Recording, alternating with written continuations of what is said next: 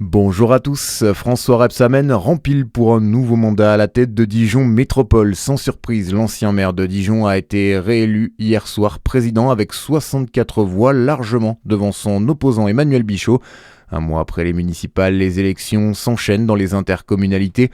Jean-Pascal Fischer a lui aussi été réélu hier à la tête du Grand Dôle. Changement de visage, en revanche, du côté de la communauté urbaine Creusot-Monceau, c'est Isabelle Louis, la nouvelle maire de Monceau-les-Mines, qui a été élue hier soir présidente.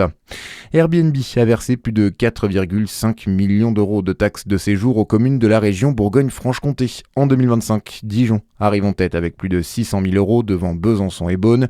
La Côte d'Or est le département qui en a perçu le plus devant le Jura, le Doubs et la Saône-et-Loire. Les inscriptions pour la rentrée scolaire 2026 débutent la semaine prochaine à Lons-le-Saunier. La campagne s'étalera du 20 avril au 7 mai. Sont concernés les enfants nés en 2023 entrant en maternelle, les nouveaux arrivants sur la commune, mais aussi les élèves qui changent d'école suite à un déménagement. Les dossiers peuvent être retirés en mairie ou téléchargés directement sur le site de la ville. Dans le reste de l'actualité à l'étranger, un très fragile cessez-le-feu libanais et israélien ont convenu hier d'une trêve qui devrait durer 10 jours.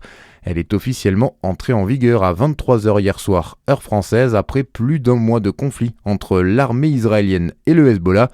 Mais l'armée libanaise rapporte déjà l'existence d'actes d'agression de la part d'Israël. Corinne Saint-Félix. Oui, des coups de feu ont d'abord été entendus dans la banlieue sud de Beyrouth aux alentours de minuit. Les médias d'État ont ainsi fait état de tirs nourris dans ce secteur qui est le fief du Hezbollah.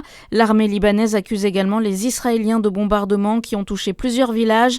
Elle a d'ailleurs appelé les personnes déplacées par les combats à s'abstenir de retourner immédiatement dans le sud du Liban. De son côté, le Hezbollah a réagi. Le mouvement pro-Iran a annoncé avoir bombardé en représailles un rassemblement de soldats israéliens.